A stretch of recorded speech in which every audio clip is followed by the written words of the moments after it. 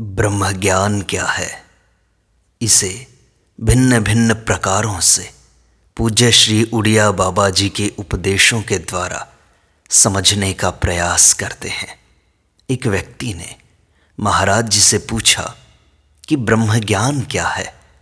उस पर महाराज जी ने कहा, ज्ञान अद्वैतावस्थान रूप है तथा ज्ञान अभ्यास अद्वैत भावना है, किंतु यह भावना कर्तृजन्य नहीं होती।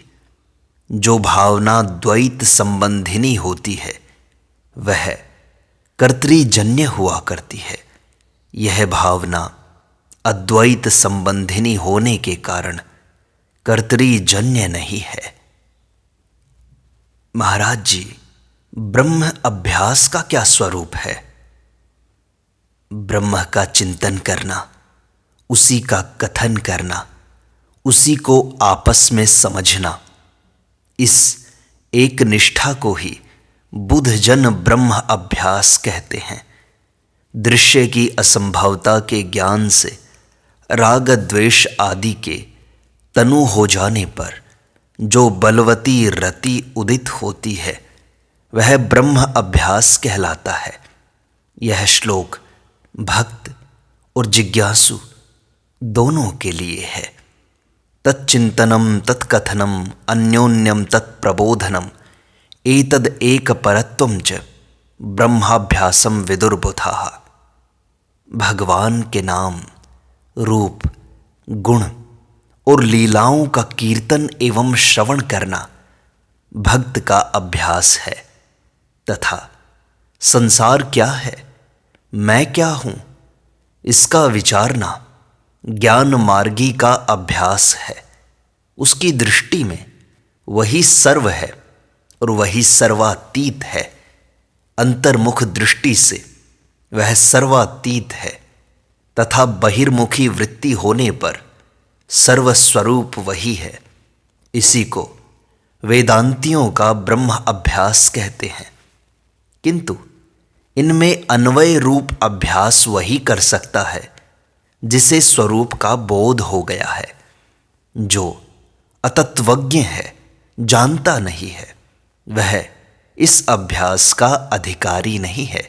जिस प्रकार कोई बहुत बड़ा धनी हो और उसकी जगह जगह बहुत सी कोठियां हो एवं अनंत धन धान्य हो, तो वह किसी भी स्थान पर रहे, उसे अपनी संपूर्ण संपत्ति का अभिमान बना ही रहता है।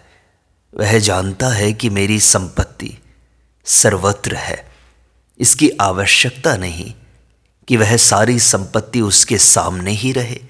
इसी प्रकार जिसका यह दृढ़ निश्चय है कि सारा प्रपंच मेरा ही स्वरूप है, उसके लिए गोलोक, वैकुंठ, स्वर्ग, नरक सब उसी का स्वरूप है। उसी का नहीं, वस्तुतः वही है। हाँ, साधक को तो निषेध का ही आश्रय लेना चाहिए, परंतु उसी में रह जाना बड़ी भारी कमी है। इससे न तो पूर्णता ही होती है और न राग द्वेष का अत्यंत अभाव ही। इस प्रकार का अभ्यास करते करते जब बोध की दृढ़ता हो जाती है तो स्वयं ही उसकी दृष्टि में सारा प्रपंच आत्मस्वरूप हो जाता है।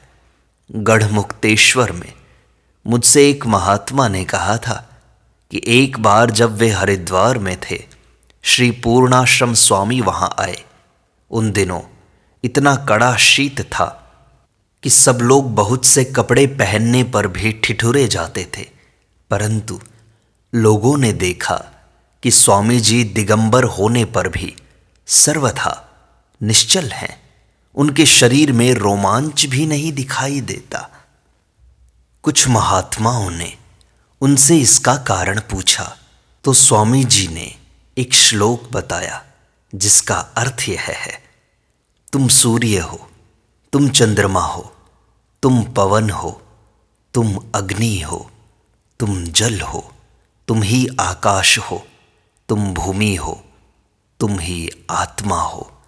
इस प्रकार तुम्हारे प्रति इस परिच्छिन्न वाणी का प्रयोग करते हुए हम ऐसा कोई तत्व नहीं जानते जो तुम नहीं हो।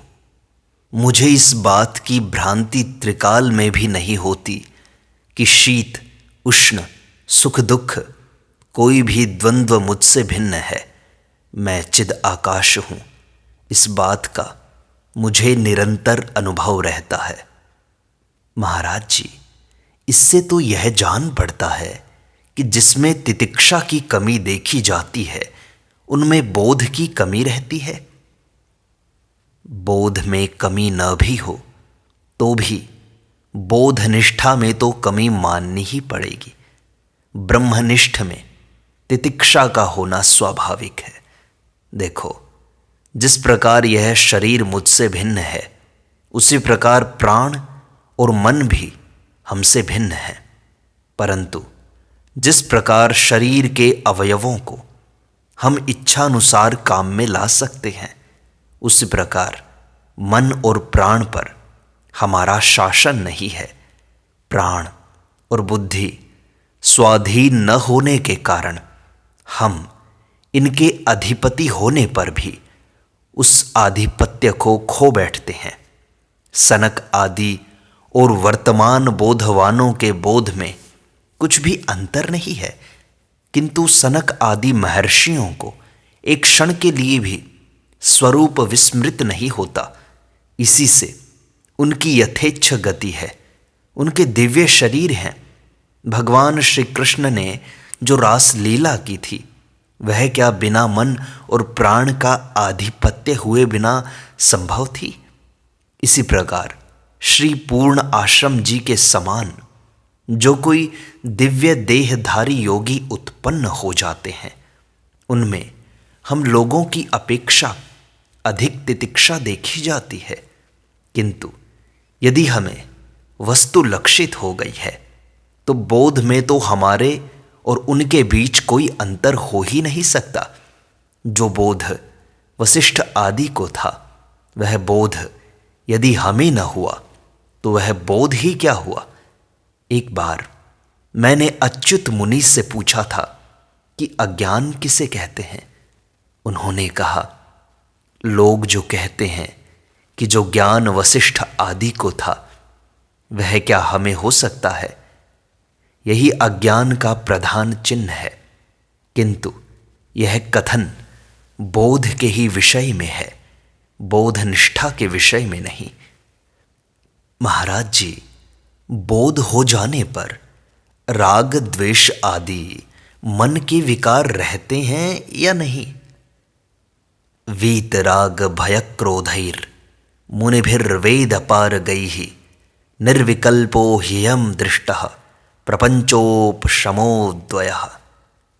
जिन विरक्त मुनियों के राग भय और क्रोध निवृत्त हो गए हैं, उनको ही इस प्रपंच शून्य अद्वितीय निर्विकल्प ब्रह्म का साक्षात्कार होता है। इस कारिका से यही सिद्ध होता है कि बोध राग द्वेष की निवृत्ति होने पर ही होता है। जिसे यह अनुभव होता है कि मेरे अंदर राग द्वेष हैं, उसे कभी बोधवान नहीं समझना चाहिए। बोधवान की दृष्टि में तो राग द्वेष का अत्यंत अभाव है। जब उसकी समष्टि दृष्टि हो गई तो उसे राग द्वेष कैसे हो सकते हैं? राग द्वेष तो मन के विकार हैं और उसके मन का तो विवेक काल में सर्वथा ही अभाव सा हो जाता है। महाराज जी, बोधवान के लिए समाधि का मुख्य साधन क्या है? बोधवान के विषय में कहा है, समाधिम अथ कर्माणि मा करोतु वा हृदयेन अस्त सर्वास्थः मुक्त एव उत्तमाशयः। अर्थात ब्रह्मवेत्ता समाधि या कर्मों का अनुष्ठान करे अथवा न करे, हृदय से समस्त आस्थाओं के निवृत्त हो जाने के कारण वह शुद्ध चित्त महात्मा मुक्त ही तो है। इससे सिद्ध होता है कि समाधि के लिए अभ्यास करना न करना बोधवान की इच्छा के अधीन है। यदि वह समाधि करता है तो निरंतर दृश्य के अत्यंत अभाव का ही चिंतन करता है। इस विषय में यह प्रमाण भी है। ज्ञाता के लिए ज्ञेयभूत वस्तु का अत्यंत अभाव निष्पन्न हो जाने पर जो लोग शास्त्र और युक्ति पूर्वक उसके लिए प्रयत्न करते हैं वे ही ब्रह्म अभ्यास करने वाले हैं। महाराज जी, अधिक कार्य करने से शरीर में तादात्म्य हो जाता है। आप कोई ऐसा उपाय बताइए जिससे किसी भी प्रकार स्वरूप विस्मृत न हो। इसके लिए अभ्यास के दृढ़ता की आवश्यकता है। दृढ़ अभ्यास होने पर कैसा ही झंझट क्यों न हो, चित्त अपने लक्ष्य से विचलित नहीं होगा। इसलिए निरंतर ब्रह्माकार वृत्ति का अभ्यास करते रहना चाहिए। महाराज जी, अंतकाल में पीड़ा की अधिकता रहती है अथवा चेतना शून्य स्थिति हो जाती है। इसलिए उस समय यदि स्वरूप की विस्मृति हो गई तो मुक्ति कैसे होगी? मुक्ति मरने पर नहीं हुआ करती। जिसे यथावत बोध हो गया है वह तो जीवित रहते हुए ही मुक्त हो जाता है। ऐसा जीवन मुक्त कैसी ही अवस्था में देह त्याग करे वह तो मुक्त ही है। उसे पुनः देह बंधन की प्राप्ति नहीं हो सकती। महाराज जी कहते हैं स्वप्न की त्रिपुटी नई होती है। यदि ऐसी बात है तो जागृत में उसकी स्मृति किस प्रकार होती है? जागृत अवस्था में जो अभिमानी है वह जागृत अवस्था का अभिमानी नहीं बल्कि जागृत पुरुष है। स्वप्न अवस्था में उससे भिन्न किसी अन्य अंतःकरण की उत्पत्ति नहीं होती, बल्कि उसे अपने अंतःकरण पर पड़े हुए संस्कारों की ही अनुभूति हुआ करती है। जो यह कहा जाता है कि स्वप्न में नवीन त्रिपुटी का उदय होता है वह जागृत अवस्था में अभिमानी की दृष्टि से है। जो समष्टि जागृत अथवा समष्टि स्वप्न का अभिमानी है उसे ही तत्ववेत्ता कहते हैं। वह जिस प्रकार समष्टि जागृत का अभिमानी है उसी प्रकार समष्टि स्वप्न का भी है। अतः उसके लिए जैसे स्वप्न प्रातिभासिक है उसी प्रकार जागृत भी प्रातिभासिक ही है। स्वप्न और जागृत उसके लिए केवल स्वप्न मात्र है। अतः जिस प्रकार जागृत में जागृत की त्रिपुटी उसकी दृष्टि का विलास है उसी प्रकार स्वप्न में स्वप्न की त्रिपुटी उसकी दृष्टि की ही सृष्टि है। वह दृष्टि सृष्टिवादी है। अतः प्रत्येक अवस्था में जिस सृष्टि की प्रतीति होती है वह उसकी ही दृष्टि की नूतन सृष्टि है। महाराज जी, प्रपंच का निषेध करते समय क्या उसके असत्यत्व का भी विचार करना चाहिए?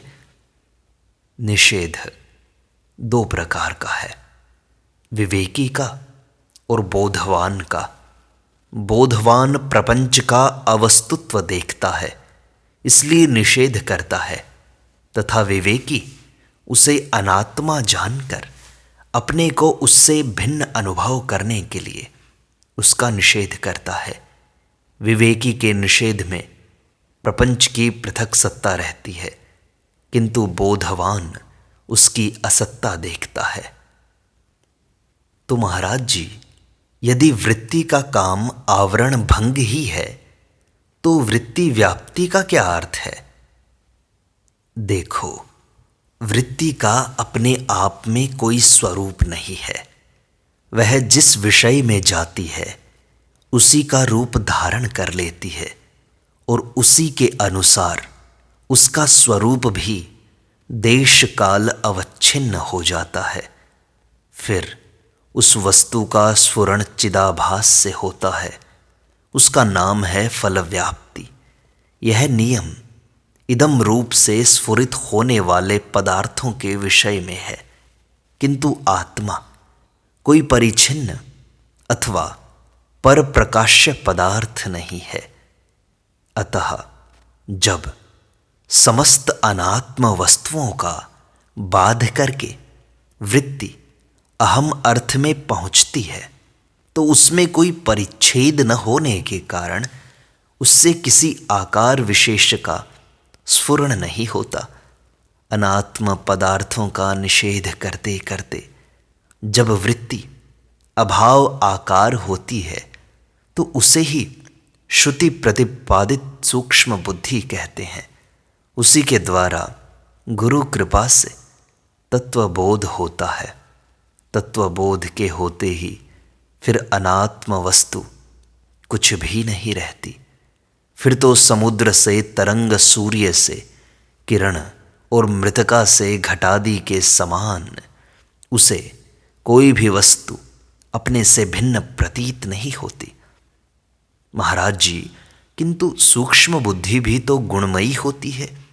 उस गुणमयी बुद्धि से गुणातीत वस्तु का दर्शन कैसे हो सकता है?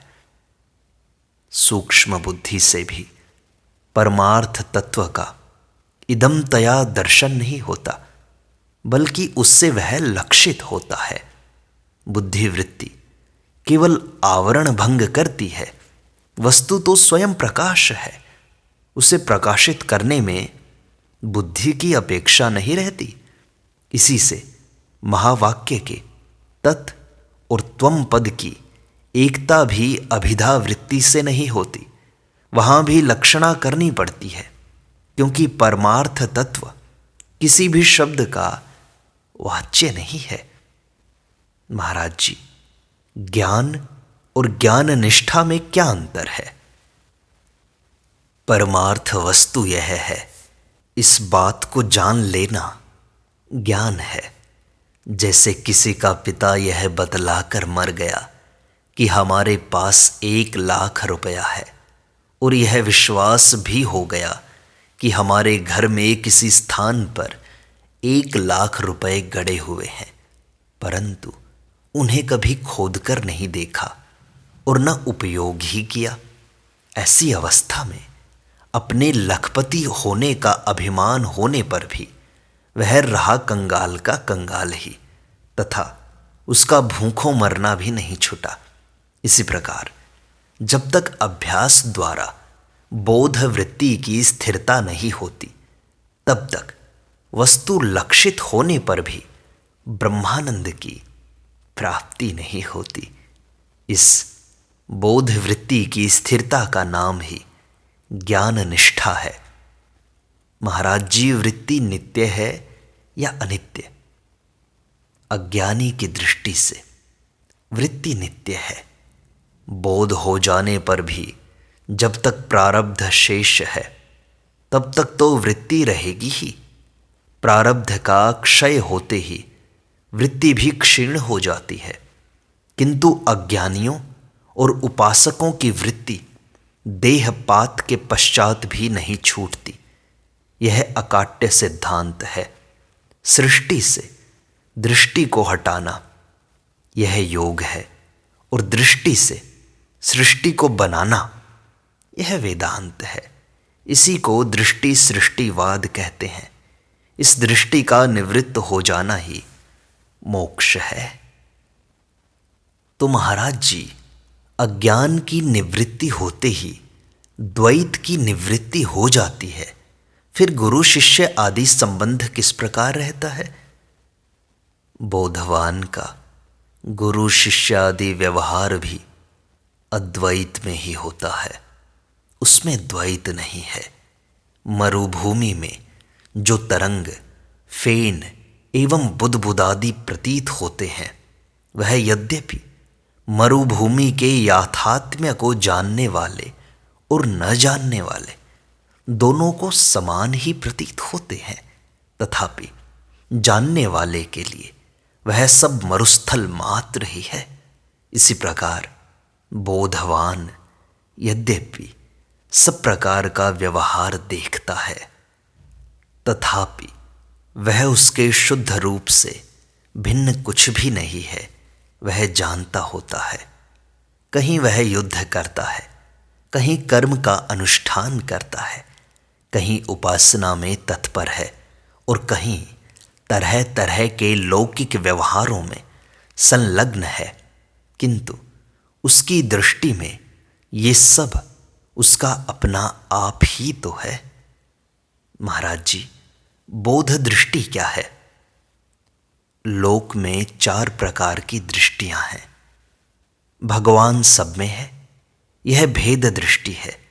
भगवान सर्वत्र है, यह विराट रूप से भगवान की उपासना करने वालों की दृष्टि है।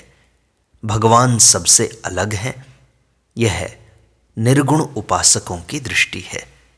भगवान ही भगवान है, यह सगुण उपासकों की दृष्टि है। जो भगवान के सिवा और किसी वस्तु की ओर दृष्टि ही नहीं देते, जिसमें ये चारों दृष्टियां आ जाती हैं और जो इन चारों दृष्टियों से अलग है, उसे बोध दृष्टि कहते हैं।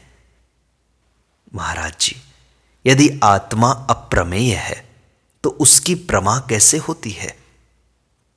आत्मा की प्रमा नहीं होती, वह प्रमा का विषय नहीं है। ऐसा जानना ही उसका बोध है। ईश्वर भी अप्रमेय ही है, क्योंकि उसके अनंत शक्तित्व आदि किसी प्रमाण के विषय नहीं है। प्रमाण का विषय तो असत हुआ करता है। जो वस्तु अनंत और अनादि होती है, वह प्रमेय नहीं होती। भक्तों को भगवान के दर्शन होने पर भी उनकी शक्ति तो अप्रत्यक्ष ही रहती है, वह तो अप्रमेय ही है। महाराज जी, सुना गया है राग द्वेष तो मन के धर्म हैं, उनसे आत्मा का कोई संबंध नहीं है। इसलिए यह आवश्यक नहीं है कि ज्ञानी के राग द्वेष निवृत्त हो ही जाए। राग द्वेषौ मनोधर्मो न मनस्ते कदाचन। इस श्लोक का तात्पर्य यह है कि मन तुमसे अलग है। यदि उसका ठीक ठीक पृथकत्व अनुभव होगा तो मन तो निस्सत्व हो जाएगा। फिर उसमें राग द्वेष होंगे कैसे? राग द्वेष तो अविवेक से ही होते हैं। जब विवेक होने पर मन निस्सत्व और जड़ हो गया हो तो उसमें राग द्वेष कैसे होंगे? राग द्वेष तो न भक्त को हो सकते हैं और न ज्ञानी को, क्योंकि भक्त प्रत्येक विधान में भगवान का आदेश देखता है और ज्ञानी प्रारब्ध भोग। इसलिए दोनों ही में राग द्वेष की सत्ता नहीं रहती। भगवान, द्वेष की अपेक्षा भी राग का छूटना कठिन जान पड़ता है। राग की निवृत्ति केवल विवेक से नहीं होती, विवेक से तो राग द्वेष की निवृत्ति की चाबी मिलती है। इसकी पूर्ण निवृत्ति तो भगवत प्रेम या आत्म प्रेम से ही होती है। भगवान या आत्मा में राग होने से लौकिक राग निवृत्त होता है। जिस प्रकार लोहे के शस्त्र बिना लोहा नहीं कटता, उसी प्रकार राग के शस्त्र बिना राग नहीं कटता।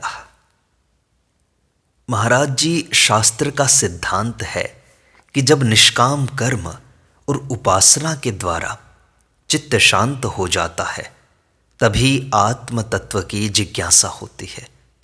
परंतु आजकल तो देखा जाता है कि कर्म और उपासना में प्रवृत्ति हुए बिना भी बहुत से लोगों को जिज्ञासा हो जाती है और उन्हें आत्मज्ञान भी हो जाता है। इसका क्या कारण है? आजकल तो जिज्ञासा किसी को होती ही नहीं। जिसे तुम जिज्ञासा कहते हो, वह तो सुन सुनाकर होने वाला कौतूहल मात्र है। जब से पुस्तकें सुलभ हो गई हैं और महात्माओं में वेदांत चर्चा की विशेष प्रवृत्ति हुई है, तब से उन बातों को पढ़ सुनकर लोगों को एक प्रकार का कौतूहल सा हो जाता है। पूर्व काल में वेदांत विचार की प्रधानता नहीं थी। यह तो वनवासियों की विद्या थी। बिना वैराग्य हुए इसकी प्राप्ति नहीं होती थी। पहले तो कर्म और उपासना की ही प्रधानता थी। उपासना का परिपाक होने पर जो साक्षात्कार होता था उसमें तत्काल पूर्ण निष्ठा हो जाती थी।